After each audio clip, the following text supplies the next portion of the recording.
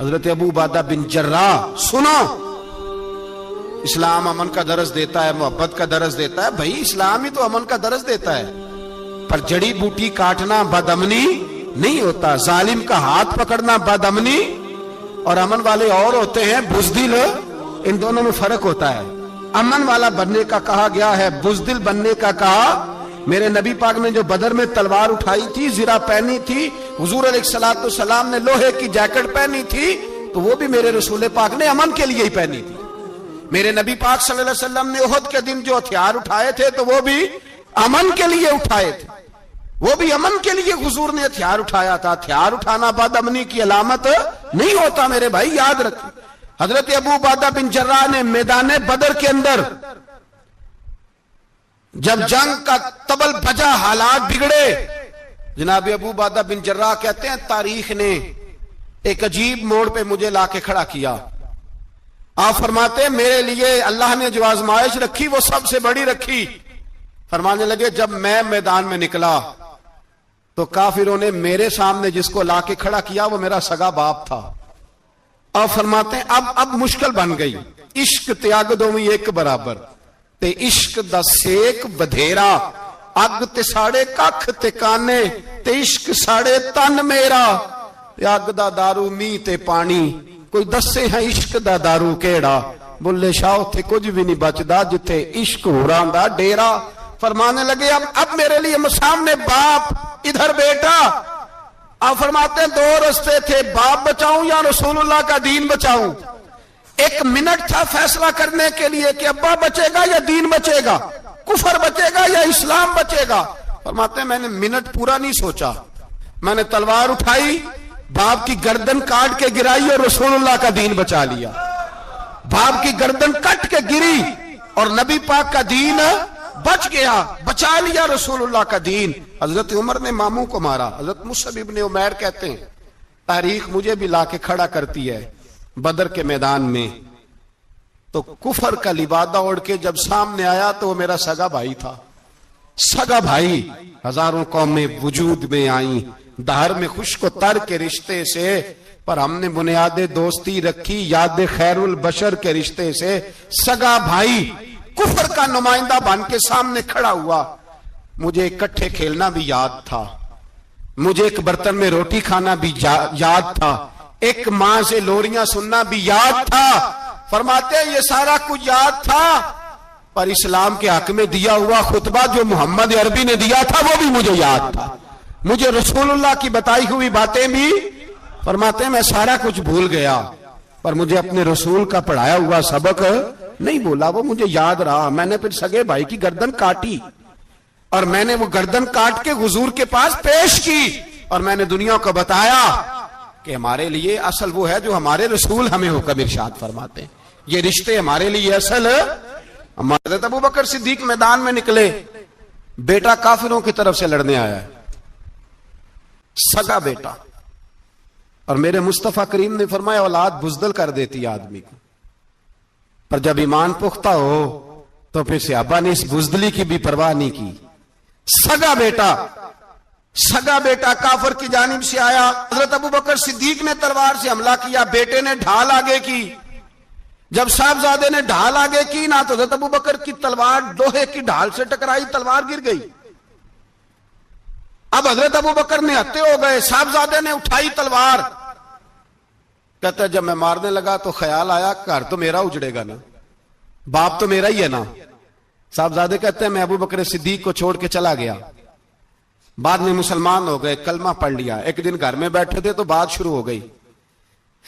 صاحبزادے کہنے لگے ابا جی وہ یاد ہے نا جب میری ڈھال سے آپ کی تلوار ٹکرائی تھی اور تلوار گر گئی تھی تو میں نے آپ کو باپ سمجھ کے چھوڑ دیا، میرا ہی گھر اجڑنا تھا باپ سمجھ کے. جناب صدیق اکبر رضی اللہ تعالیٰ عنہ صاحب ابن شام نے لکھا ہے کہ اپنی سرین پر 2 دفعہ ہاتھ مارا، 2 دفعہ. کہنے لگے بیٹے تو اس وقت کافر تھا، تو نے مجھے چھوڑ دیا. میں جب واپس پلٹا تھا نا اسی دن اسی لمحے تو میرے دل میں خیال تھا کہ بیٹے نے تو چھوڑ دیا ہے، لیکن اگر بیٹا یوں میری تلوار کے نیچے آتا میں بیٹا سمجھ کے معاف نہ کرتا، کفر کا نمائندہ سمجھ کے قتل کر دیتا. اس لیے کہ میری نظر میں اگر کوئی اہمیت ہے تو رسول اللہ کے فرمان کی اہمیت ہے. باپ بیٹے اولاد کی کوئی اہمیت ہے؟ اشداء علی الکفار، کافر سے نفرت ہی نہیں ہوتی.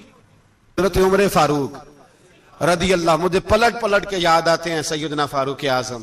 حضرت فاروق اعظم رضی اللہ تعالیٰ عنہ سے عیسائی بادشاہ نے کہا میں ملنا چاہتا ہوں. آپ فرمانے لگے ٹائم نہیں، جو تجھے ملنا ہے وہ مدینے کے غریبوں کو نہ ملوں گا، وہ رسول اللہ کے نوکروں کو نہیں ملوں گا، تجھے مل کے کیا کرنا ہے؟ میں انہیں ملوں گا جن کے لبوں پہ رسول اللہ کا درود جاری ہے، جو مصطفیٰ سے پیار کرتے ہیں. مجھے تجھ سے ملنے کی کوئی ضرورت؟ ہمارے ہاں وہ نفرت نہیں کفر کے لیے جو مسلمان کے دل میں ہونی چاہیے. میرے رسول پاک سید عالم نور مجسم صلی اللہ علیہ وسلم نے جو لوگ تیار فرمائے. نیند تو نہیں آ رہی آپ حضرات؟ ایک وہ منظر تھا حضرت عمر نے جب اپنے سگے ماموں کو لتاڑا. جناب ابو عبیدہ بن جراح نے باپ کو قتل کیا، مصعب بن عمیر نے بھائی کو قتل کیا. ایک وہ منظر تھا. ایک وہ منظر تھا جب مسلمان مکے سے مدینے آئے، مدینہ طیبہ پہنچے تو مصطفیٰ کریم نے فرمایا یہ تمہارے بھائی ہیں، بس بات ختم ہو گئی. یہ تمہارے، بھائی اتنی سی بات ہے، یہ تمہارے، اس سے زیادہ نہیں. کوئی لمبا خطبہ نہیں نبی پاک نے دیا. فرمایا یہ تمہارے، اپنے بھائیوں کی مدد کرو. حد ہو گئی مدد کرنے کی. بھائی کا بازو پکڑا، گھر لے گئے، کہنے لگے یہ 15 کلے میرے ہیں، 6 جو تمہیں پسند آتے ہیں رکھ لو، تمہارے ہو گئے. گھر کا سامان، بستر رضائیاں تک نکال کے دروازے کے اندر رکھے. بھائی سے کہا یار جو تجھے اچھا لگتا رکھ لے، آدھا تیرا آدھا میرا. یہاں تک ایک وہ موقع جب اشداء علی الکفار، ایک یہ موقع رحماء بینہم. صحابہ کرام علیہم رضوان میں سے کسی کے پاس 2 باغ تھے، ایک میں کھجوریں زیادہ پکی، ایک میں کم پکی. جب وہ اپنے بھائی کو دینے لگا تو اس نے کہا تجھے رسول اللہ نے میرا بھائی بنایا ہے، تجھے وہ والا باغ دوں گا جس کی کھجوریں زیادہ پکی ہوئی ہیں، وہ والا باغ دوں گا، کھجوریں زیادہ پکی ہوئی. اور یار تاریخ عالم نے یہ نظارہ نہیں دیکھا کہ وہاں سے ایک شخص آیا غریب ہے، رشتہ نہیں ملتا. یہاں ایک شخص نے کیا کیا، اس کو اپنے خاندان سے، اپنے گھر سے رشتہ بھی دیا. کہا بھائی ہے، اس کو یہاں بسانا ہے، رکھنا ہے، لانا ہے. کوئی تہذیب کا ٹکراؤ نہیں ہوا، کوئی ان لوگوں کے آپس میں جھگڑے نہیں ہوئے، کوئی نہیں کہا کہ یہ مہاجر ہے یہ انصار ہے، کوئی کسی جگہ نہیں کہا تمہارا کھانا پینا رہنا سہنا الگ ہے، کوئی کسی جگہ بحث نہیں ہوئی. آدھا بانٹ کے دیا. اور پھر بھائی چارے کا حال یہ تھا کہ تبوک کے بعد جب بڑا مال آیا نا مسلمانوں کے پاس، ڈھیر لگ گئے، بحرین سے مال آیا تو ڈھیروں لگ گئے. تو رسول پاک صلی اللہ علیہ وسلم نے انصار مدینہ کو بلایا، مدینے والوں کو. فرمایا تم نے بڑا احسار کیا تھا اپنے بھائیوں پر، تم نے اپنی آدھی آدھی جائیدادیں دے دی تھی، تم نے رحماء بینہم کا پورا مظاہرہ عملاً کر کے دکھایا تھا. اب مال آ گیا ہے، 2 آپشن میں تمہیں دیتا ہوں، 2 قسم کی ترجیحات، ایک چیز قبول کر لو. کہ یا رسول اللہ صلی اللہ علیہ وسلم حکم فرمائیے. فرمایا یہاں تو جو مال تم نے اپنے مہاجر بھائیوں کو دیا ہے وہ واپس لے لو، وہ تم واپس لے لو، اور یہ جو مال آیا یہ میں ان میں بانٹ دیتا ہوں. یا اس طرح کرو کہ میں یہ مال تمہارے درمیان آپس میں آدھا آدھا بانٹ دیتا ہوں، یا تمہیں کچھ فیصد زیادہ دے دیتے ہیں انہیں کم دے دیتے ہیں. بات ہو رہی تھی، انصار چپ تھے. حضور نے فرمایا بولتے کیوں نہیں؟ پتہ محبوب کو بھی ہے کہ یہ بولیں گے تو مجھے بھی ٹھنڈ پڑے گی اور قیامت تک ساری امت کو سکون ملے گا. فرمایا بولو. تو انصار مدینہ بولے تو رو کے بولے، کہا محبوبہ ہم نے مال کیا کرنا ہے، ہمارے پاس رسول پاک جو موجود ہے. یا رسول اللہ ہم نے کیا کرنا ہے مال کا؟ حضور جو اب آیا یہ بھی سارا انہیں دے دیں، جو ہم نے دیا تھا انہیں وہ بھی ان کے پاس رہنے دیں، اور یا رسول اللہ جو بعد میں آئے وہ بھی انہیں دے دیں. ہماری شرط یہ ہے کہ ہمارے درمیان اللہ کے رسول موجود رہنے چاہیے، محبوب ہمارے درمیان رہیں، مال و دولت کی ہمیں ضرورت ہے. یہ رحماء بینہم میں آپس میں بانٹ کے ہر چیز اپنے بھائیوں کو دے دی. حضرت عمر عیسائی بادشاہ ٹائم مانگتا تو کہتا ہے کوئی ٹائم نہیں، چل دوڑ جا. ملک شام جاتے ہیں، جب فتح ہوتے ہیں حضرت سعد بن ابی وقاص بلاتے ہیں، شام جاتے ہیں تو حضرت عمر کہتے ہیں شام آئے ہیں یار، سب سے پہلا کام یہ کر بلال کا تو پتہ کر. یہاں سنا ہے بلال حبشی کا مکان بھی کہیں نیڑے نیڑے ہے، پتہ تو کر. حضرت بلال حبشی حضرت سیدنا سعد کہنے لگے حضور بلا نہ لیں. فرمایا نہیں، وہ مصطفیٰ کا غلام ہے تو میرا تو امام ہے، میں گھر ملنے جاؤں گا. گھر رحماء بینہم، کالے رنگ کے حبشی غلام سیدنا بلال حبشی کو ملنے گھر گئے اور جناب عمر جا کے بیٹھک میں انتظار کرنے لگے، گویا ڈرائنگ روم میں بیٹھے، انتظار ہونے لگا۔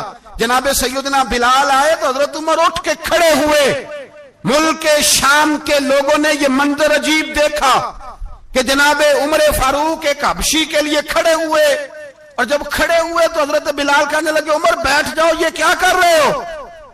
تو حضرت سیدنا عمر رو پڑے، کہنے لگے بلال تو حبشی پہلے تھا، جب سے رسول اللہ کا غلام بنا ہے ساری امت کا امام بن گیا، ساری امت کا تو امام بن گیا ہے جب سے تو نبی پاک صلی اللہ تعالی علیہ وسلم کا غلام بن۔ بھائی یاد رکھے، جب اشداء علی الکفار کی بات تھی تو اپنے سگے قتل ہو گئے، اور جب رحماء بینہم کی بات تھی تو پھر یہ نہیں دیکھا یہ حبشی ہے۔ توجہ ہے میری بات پر؟ جاگ رہے نا آپ لوگ؟ ادھر دیکھیں، پھر یہ نہیں دیکھا کہ یہ حبشی ہے، یہ رومی ہے، یہ کون ہے، پھر یہ دیکھا کہ یہ رسول اللہ کا غلام ہے صلی اللہ۔ حضرت ابوبکر صدیق رضی اللہ تعالیٰ عنہ سے کسی نے پوچھا تھا بدر میں فتح کیسے ہوئی؟ اب بھی مسلمان کہتے ہیں نہیں جی کیسے لڑیں گے جی، ہمیں اپنا بڑا مسئلہ ہے۔ یہ کمزور لوگوں کی باتیں، کمزور جو خدا والے ہوتے ہیں ان کی یہ سوچ نہیں ہوتی۔ یہ آرزوئے کرم اور میں آپ سے کروں، یہ بھیک اس کو جیتیے جس کا خدا نہ ہو۔ یہ کمزور لوگ ہیں جو کہتے ہیں نہیں کیسے ہوگا، کس طرح ہوگا، جن کو پتا ہو کہ ہماری غیبی طاقت ہے ہماری۔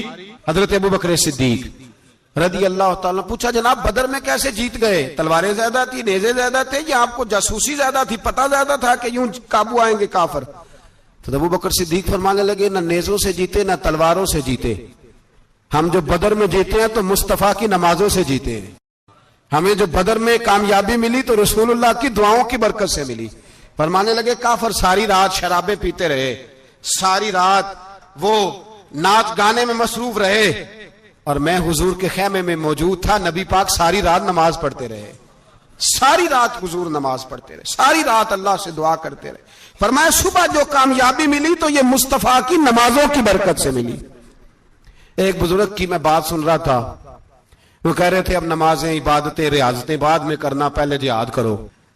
کہہ رہے تھے اب نکل کر خانقاہوں سے ادا کر رسم شبیری، عبادتیں ریاضتیں تلاوتیں درود بعد میں ہوگا، پہلے جہاد۔ تو میں نے کہا صاحب عبادتیں تلاوتیں درود ہو کہاں رہا ہے، پہلے وہ جگہ تو بتائیں۔ خانقاہوں پہ تو عرس ہو رہا ہے، سال کے بعد ڈھول لگ رہا ہے۔ وہ جو زمانہ تھا نا کہ خانقاہ شریف پہ شام تک قرآن مجید ختم ہوگا، فجر کے بعد 50,000 درود پڑھا جائے گا، وہاں لوگ آئے ہیں تو وہاں ذکر کرتے کرتے لوگ اس قدر مست ہوئے کہ انہیں ہوش ہی نہیں کہاں کہ کہاں گئے، وہ تو دور ختم ہو گیا۔ اب کہاں ہے خانقاہ میں؟ اب تو نظر نیاز رہ گئی، ختم شریف رہ گیا، عرس پاک رہ گیا، باقی تو معاملہ ختم ہے۔ وہ کہاں گیا معاملہ سارا؟ بھائی دعائیں التجائیں۔ شہاب الدین غوری سے پوچھا جناب فتح کیسے ہوئی؟ کہنے لگے خواجہ معین الدین اجمیری کی دعاؤں کی برکت سے۔ فرماتے ہیں بابا دعا مانگتا تھا، ہم جہاد کرتے تھے، اللہ کامیابی دے دیتا تھا۔